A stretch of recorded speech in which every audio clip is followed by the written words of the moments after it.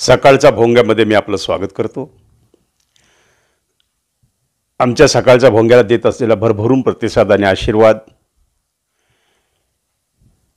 आपल्या सर्वांच्या शुभेच्छा, लाईक आणि व्ह्यूज आपलं चॅनल हळूहळू मोठं करतायत आपण. त्याबद्दल मी आपल्या सर्वांचे आभारी आहे. सर्वप्रथम मित्रांनो, आता चर्चा सुरू झाल्या, महाराष्ट्राचा मुख्यमंत्री कोण होणार, कोण बनेगा मुख्यमंत्री. आणि खात्रीदायक वृत्त असं आहे की माझ्या मित्रात मी काही फोन केले, त्यांनी सांगितलं की देवेंद्रजी फडणवीस महाराष्ट्राचे मुख्यमंत्री म्हणून शपथ घेतील. शिंदे का रुसले? शिंदेंना शब्द दिला होता का? रावसाहेब दानवेंनी सांगून टाकलं की आम्ही शिंदेंना कोणताही शब्द दिलेला नव्हता. पण शिंदेंच्या नेतृत्वाखाली निवडणुका झाल्या आणि शिंदेंच्या नावानं लाडकी बहीण योजनाही सुरू करून महिलांना आपल्या भारतीय जनता पार्टीच्या मतपेटीकडे आकर्षित करण्याचं काम या लाडक्या बहीण योजनेनं केलं. आता ही लाडकी बहीण योजना महाविकास आघाडीचा सुपडा साफ करेल असं कदाचित वाटलं नव्हतं की एक योजना म्हणून लोक याकडे बघतील. पण ही योजना अशी काही डंख मारली की जेणेकरून महाविकास आघाडीचा सुपडा साफ झाला. आज विरोधी पक्षनेता पद सुद्धा महाविकास आघाडी बनवू शकत नाही, कारण तेवढं संख्याबळ सुद्धा त्यांच्याकडे नाही आहे. अवसान गळल्यासारखं वाटते महाविकास आघाडी. पण शेवटी कसं आहे, जो जीता वही सिकंदर. आता आव्हाड साहेबांनी प्रश्न उपस्थित केला की महाराष्ट्राचा रशिया करायचा आहे का, आपला देश रशिया होणार का, म्हणजे इथे ईव्हीएम घोटाळा होतोय का? ईव्हीएम घोटाळा जर होणार असला असता तर लोकसभेला पण झाला असता ना. लोकसभेला ज्यावेळेस महाराष्ट्रातून महायुती साफ झाली, म्हणजे मराठवाड्यात तर बिलकुल साफ झाली आणि जेवढ्या अपेक्षित जागा महायुतीला आवश्यक होत्या तेवढ्या नाही मिळू शकल्या. याचाच बोध घेऊन, याच्याच बाबतीत चिंतन करून, याच्याच बाबतीत व्यूहरचना आखून अमित शहा आणि नरेंद्र मोदींनी महाराष्ट्राचा प्लॅन आखला. आता ईव्हीएम मशीन गुजरातमधून आल्या म्हणून त्या डुप्लिकेट, हे त्यामध्ये भ्रष्टाचार आहे, त्यामध्ये घोटाळा आहे. कित्येकांनी काल सांगितले की माझ्या घरातली एवढी मतदान, तेवढी सुद्धा मला मतदान मिळालं नाही. म्हणजे एक प्रकारे मतदारांमध्ये संभ्रम निर्माण करण्यासाठी हा केविलवाना प्रयत्न महाविकास आघाडी करते असं एक आमच्यासारख्या माणसांना वाटतं. पण प्रश्न असा आहे की या महाराष्ट्राच्या विकासासाठी महायुती सक्षम आहे का महाविकास आघाडी सक्षम आहे, याचा निर्णय मतदारांनी घेतलेला आहे.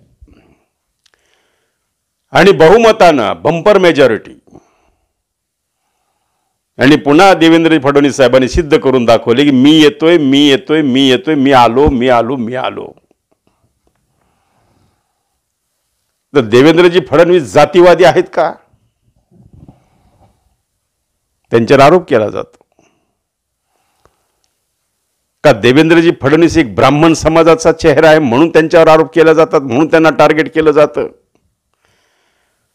मला तर असं वाटतं की देवेंद्र फडणवीस यांना ज्या पद्धतीने गेल्या ह्या 2-3 वर्षांमध्ये टार्गेट करण्यात आलं, एक विशिष्ट समाजाचा असल्या कारणानं त्यांच्यावर ज्या पद्धतीनं टीका करण्यात आली, आरोप करण्यात, त्या कोणत्या टीकेला, आरोपाला त्यांनी उत्तर खा, ते व्यथित जरूर झाले, ते व्यथित जरूर झाले, पण त्यांनी आपला संयम नाही सोडला. आणि त्या संयमाचं फळ देवेंद्रजींना आता मिळतंय. आणि म्हणून देवेंद्रजी या महाराष्ट्राचे मुख्यमंत्री होणार ही आता काळ्या दगडावरची रेघ झालेली आहे. कारण मला नाही वाटत की आत्ताच लगेच एवढ्या यशानंतर देवेंद्रला जर महाराष्ट्रातून काढून घेतलं, हां देवेंद्रजीकडे प्रदेश मुख्यमंत्री पद देतील, पण त्याचबरोबर या भारतीय जनता पार्टीचा अध्यक्ष सुद्धा करतील. म्हणजे डबल जबाबदारी देवेंद्रजीकडे येऊ शकते. किंवा देवेंद्रजीकडे पुन्हा शिंदेंना मुख्यमंत्रीकडून उपमुख्यमंत्री पद देवेंद्रजीकडे येऊन महाराष्ट्रांना देशाचा अध्यक्ष करतील, ती जबाबदारी टाकण्याची शक्यता आहे का? ही पण शंका आता सर्व पत्रकार मंडळी एकमेकात बोलून दाखवत आहेत. त्यामुळं शेवटी प्रश्न आहे महाराष्ट्राच्या विकासाचा. आमचं जरूर असं मत आहे की तुम्ही मतभेद करा पण मनभेद नको आहेत. महाराष्ट्राच्या विकासाला जेवढं काही चांगलं पोषक वातावरण या महाराष्ट्रामध्ये घडू शकतंय अशा कल्याणकारी योजना जर त्यांनी आणल्या, शेतकऱ्यांसाठीच्या योजना आणल्या, सोयाबीनच्या पिकाचा प्रश्न आहे, लाडकी बहीणचं आता 2100 करणारे म्हणतायत, लाडक्या बहिणी खुश आहेत म्हणून लाडक्या बहिणी भरभरून आशीर्वाद दिला, भाजपच्या झोळीमध्ये मतदान टाकलेलं आहे. म्हणून कदाचित एक माझा असा अंदाज आहे की देवेंद्रजी फडणवीस जर मुख्यमंत्री झाले तर महाराष्ट्र एका वेगळ्या दिशेनं जाणार आहे, हे 100% मी तुम्हाला सांगतो. मित्रांनो, आता इतरांच्या कुरघोड्या बंद झालेल्या आहेत. राऊतांचा भोंगा सकाळचा आता शांत झालेला आहे. त्याला कारण आहे, आता राऊतांना आठवण आलेली राजसाहेब ठाकरेंची भाऊबंदकी. जर बंपर मेजॉरिटी आघाडीची आली असती ना त्यावेळेस राज ठाकरेंची आठवण आलेली नसती. पण आता राज ठाकरेंची आठवण राऊतांना येणे ही काळाची गरज आहे. आणि त्यामुळं कदाचित राज ठाकरेंना सुद्धा आता कुठंतरी चांगला सपोर्ट पाहिजे. कारण राज ठाकरेंनी महायुतीत सामील होऊन अनेक प्रयत्न झाले, पण त्यांचा स्वाभिमान, त्यांना एक असलेली आशा की आपण एक 10-12 सीट तरी निवडून आणू आणि त्यानंतर ज्यावेळेस बार्गेनिंग पॉवर तयार होईल, ज्यावेळेस महाराष्ट्राचं सरकार अडचणीत येईल, त्यावेळेस नक्कीच राज ठाकरेंची व्हॅल्यू वाढलेली असेल, त्यांच्या पक्षाची व्हॅल्यू वाढलेली असेल, असा एक समज राज ठाकरेंचा या मतदारांच्या बाबतीत झाला. पण एक लक्षित झालं, त्यांच्या सभेला गर्दी जरूर झाली. राजसाहेब ठाकरेंच्या सभेला गर्दी जरूर झाली, पण राजसाहेब ठाकरेंच्या त्या गर्दीचं रूपांतर मतदानामध्ये झालं नाही.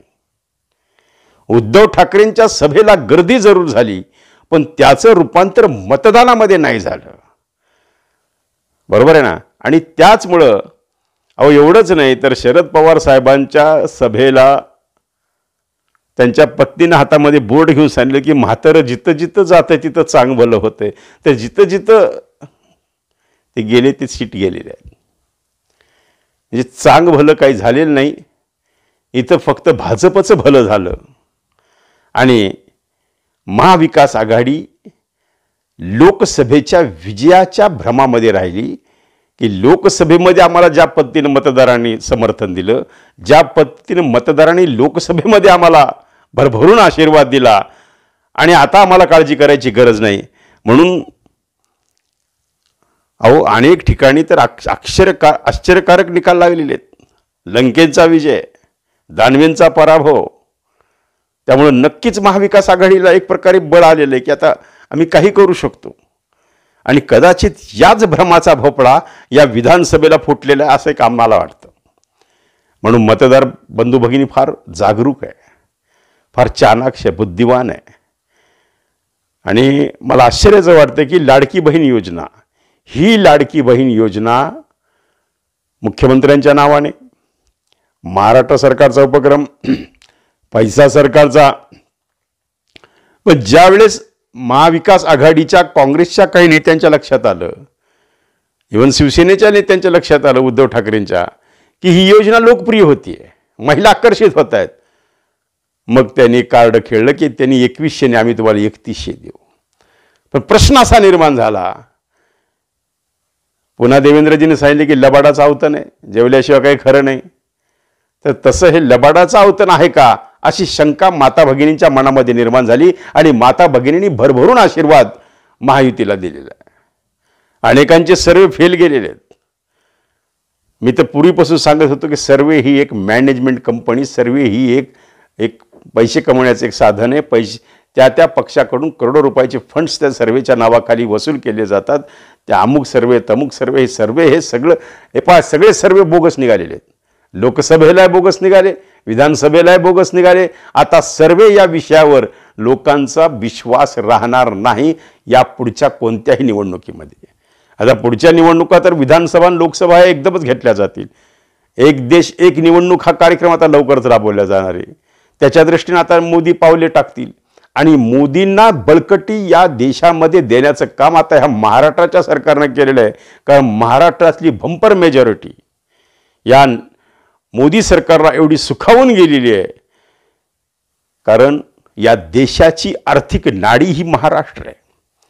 या महाराष्ट्रातून जेवढा काही महसूल, या महाराष्ट्रातलं जेवढं काही उत्पन्न आहे, म्हणजे ते कर रूपानं असेल, टॅक्स रूपानं असेल, जमिनीच्या हस्तांतराच्या रूपानं असेल किंवा खरेदी विक्रीच्या रूपांतरण असेल, स्टॅम्प ड्युटीच्या माध्यमातून असेल, असं रेन्यूच्या माध्यमातून जेवढा काही महसूल या देशाला मिळतो, तो महसूल जर खऱ्या अर्थानं या महाराष्ट्रातून मिळतो तर त्यामुळे आता मुख्यमंत्र्याची जबाबदारी वाढलेली आहे. कारण आता पुढे येणाऱ्या मुख्यमंत्र्यांपुढे फार मोठे प्रश्न आहेत. म्हणजे आता सत्ता आली, पण ह्या सत्तेचं आता यापुढे त्यांना उपयोग या महाराष्ट्राच्या विकासासाठी केलं तरच पुढच्या निवडणुका, पुढे महानगरपालिका आहेत. या महानगरपालिका जर महायुतीला जिंकायच्या असतील, या महानगरपालिकात जर महायुतीचं सरकार आणायचं असेल, आपापले महापौर बसवायचे असेल, मुंबई महानगरपालिका ताब्यात घ्यायची, ठाणे महानगरपालिका ताब्यात, सगळ्या महानगरपालिकेच्या निवडणुका, नगर परिषदेच्या निवडणुका ह्या थांबलेल्या आहेत. एक माझा असा अंदाज आहे की 2-3 महिन्यात हा कार्यक्रम लागून ह्या टेम्पो शेवटपर्यंत टिकवून ठेवून महानगरपालिका या ताब्यात घेण्याचा कार्यक्रम महायुती नक्कीच करेल. आणि यावेळेस मात्र महाविकास आघाडीची कस लागल्याशिवाय राहणार नाही. आणि नक्कीच याच पद्धतीनं याच योजनेवर पुन्हा भर देऊन आता लोकांचा कल महाविकास आघाडीकडे आहे. बरोबर आहे? नाही, लोकांचा कल महायुतीकडे आहे. मग महायुतीकडे कल आहे, याचा टेम्पो टिकून ठेवून लवकरात लवकर महानगरपालिका जाहीर करून या ठिकाणी महायुतीचं सरकार आणण्याचा प्रयत्न हे नक्कीच भारतीय जनता पार्टी, शिंदे सेना आणि अजित पवार गट करणार, यात कोणती शंका घ्यायची आता गरज नाही. आता प्रश्न असा निर्माण झालेला आहे की महाविकास आघाडी काय करणार? प्रदेशाध्यक्ष काँग्रेसचा बदलणार का? प्रदेशाध्यक्ष कोणाला करणार? इकडं हे जे डॅमेज झालेलं आहे हे कोणामुळे झालं? का पटोलीवर खापर फुटतंय? का वडट्टीवारावर खापर फुटतंय? का त्यांची व्यूहरचना कुठेतरी कमी पडली? कुठे महाविकास आघाडी कमी पडली? आणि याचं सर्व अभ्यास करून यापुढे या महाराष्ट्राच्या विकासासाठी मी पुन्हा तेच बोलते, मी विषय नाही सोडत की मतभेद असू द्या पण मनभेद नको. ज्या ठिकाणी आणि खंबीर विरोधी पक्ष पाहिजे, खंबीर विरोधी पक्ष नेता पाहिजे की जेणेकरून या सरकारवर अंकुश ठेवून सरकारच्या विकास कामांना गती देण्यासाठी, सरकारच्या चुका त्यांच्या निदर्शनास आणून देण्यासाठी चांगला विरोधी पक्ष नेता पाहिजे. आणि एवढं विरोधी पक्ष नेता चांगला देण्याचं औदार्य नक्कीच भारतीय जनता पार्टी दाखवेल. आणि कदाचित या आघाडीचा एक सर्वसमावेशक चेहरा समोर येऊन तो चेहरा विरोधी पक्षनेते पदावर बसेल, जेणेकरून या महाराष्ट्राच्या सरकारवर अंकुश ठेवला जाईल. अंकुश ठेवणे म्हणजेच भ्रष्टाचारावर आळा घालणे, अंकुश ठेवणेच म्हणजे योजनामध्ये होत असलेला काळा बाजार थांबवणे, आणि अंकुश ठेवणे म्हणजेच ज्या ठिकाणी चुकीचं घडतंय ते सरकारच्या निदर्शनात आणून देण्याचं काम हे विरोधी पक्षनेत्याचं असतं. मग विरोधी पक्षनेत्यांनी त्यांचं काम चोख करण्यासाठी तेवढं संख्याबळ त्यांच्या पाठीशी लागतं. ते संख्याबळ आज नाही आहे, ही महाराष्ट्राच्या तिथल्या विधानसभेतली शोकांतिका आहे. खरं तर तेवढंच तगडं विरोधी पक्षनेता पद पाहिजे, तेवढंच तगडा विरोधी पाहिजे, तर ते विकासाची गाडी व्यवस्थित चालेल. म्हणून कुठेतरी ही मनमानी रोखण्यासाठी एक चांगला विरोधी पक्षनेता या महाविकास आघाडी निर्माण करून या महाराष्ट्राचा मुख्यमंत्री आता कोण होईल ते लवकरच 1-2 दिवसात आपल्याला समजणार आहे. पण आमच्या असं नजरेत येत आहे की मी जसा थोडा बहुत अभ्यास करत आहे त्याच्यातून असं जाणवत आहे की देवेंद्रजी फडणवीस यांना संघानं ग्रीन सिग्नल दिला आहे. देवेंद्रजी फडणवीस यांना केंद्रानं ग्रीन सिग्नल दिलेलं आहे आणि देवेंद्र फडणवीसांनीच हा करिश्मा केलेला आहे. आणि आज महायुतीचा चेहरा, शिंदे सरकार होतं तर शिंदे हा चेहरा होता, पण आता कदाचित शिंदेंना पुन्हा उपमुख्यमंत्री पद दिलं जाईल, कदाचित शिंदेकडे एक चांगली 2-4 खाते दिले जातील, कदाचित गृहमंत्रीपद आता फडणवीस स्वतःकडे ठेवतात का शिंदेकडे सोपवतात का अजितदादाकडे जातं का पुन्हा अजितदादा वित्त विभाग सांभाळतील, पुन्हा तिजोरी अजितदादांच्या हातात जाईल का? या सगळे प्रश्न आता एक 2-3 दिवसात निकाल निघून या महाराष्ट्राचं गतिमान सरकार आपल्याला दिसायला लागेल असे माझा अंदाज आहे. फक्त मनभेद न करता, मतभेद जरूर असू द्या, पण ज्या ठिकाणी विकासाचा प्रश्न येतो, छोट्याशा खेड्यापाड्यांच्या रस्त्यांचा प्रश्न, रोडचा प्रश्न, विकासाचा प्रश्न, पाण्याचा प्रश्न, लाईटचा प्रश्न, ही छोटी छोटी प्रश्न मार्गी लावण्यासाठी, खऱ्या अर्थानं या महाराष्ट्राला गतिमान करण्यासाठी आता त्याच पद्धतीनं पुढे सरकारनं काम केलं पाहिजे असं एक आम्हाला वाटतं. आणि आता कसं आहे मित्रांनो, हे राजकारण आहे. पराभवात जबाबदारी घेऊन कुणी घ्यायला तयार होत नाही की गुन्ह्यामुळे पराभव झाला, कुणाच्या वाचा वैरामुळे पराभव झाला, कोण काय बडबड केलं म्हणून पराभव झाला. पराभवाला अनेक कारणं असतात आणि विजयाला एकच कारण असतं, जो जीता वही सिकंदर. कसं वाटलं आजचा हे व्हिडिओ? लाईक करा, शेअर करा, सबस्क्राईब करा. पण एक मला असं वाटतंय की राजकारणात मतभेद जरूर असू द्या, पण मनभेद नको आहेत.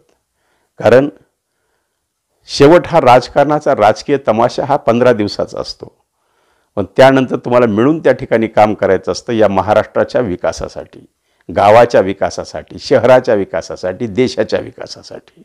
तर त्यावेळेस मतभेद असू द्या, महायुती महाआघाडीमध्ये मतभेद असू द्या, पण मनभेद नको आहेत की जेणेकरून खरे प्रश्न बाजूला राहतील. आज विकासासाठी जे भेडसवणारे खरे प्रश्न आहेत, मग तो शेतकऱ्यांच्या सोयाबीनचा प्रश्न असेल, मग तो बेरोजगारांना रोजगार देण्याचा प्रश्न असेल, मग तो MIDCचे प्रश्न असतील, मग ते रोडचे प्रश्न असतील, ते गाव वस्ती वाड्या पाड्या तांड्याचे प्रश्न असतील, हे छोटे छोटे प्रश्न आता आवासून उभे आहेत. याला सक्षमपणे या महाराष्ट्राच्या सरकारला तोंड द्यायचं असेल तर आमचं एक असं प्रामाणिकपणे मत आहे की मतभेद असू द्या, पण मनभेद करू नका. विकासावर चर्चा, कारण यापूर्वीच आम्ही 30, 40, 35 वर्षापासून मी राजकारण पाहतोय की ज्यावेळेस विकासाची प्रश्न निर्माण व्हायचा त्यावेळेस हे सर्व एकत्र येऊन चांगले चांगले निर्णय घेऊन या महाराष्ट्राला गतिमान करण्याचं काम आजपर्यंत अनेकांच्या सरकारमध्ये झालेलं आहे.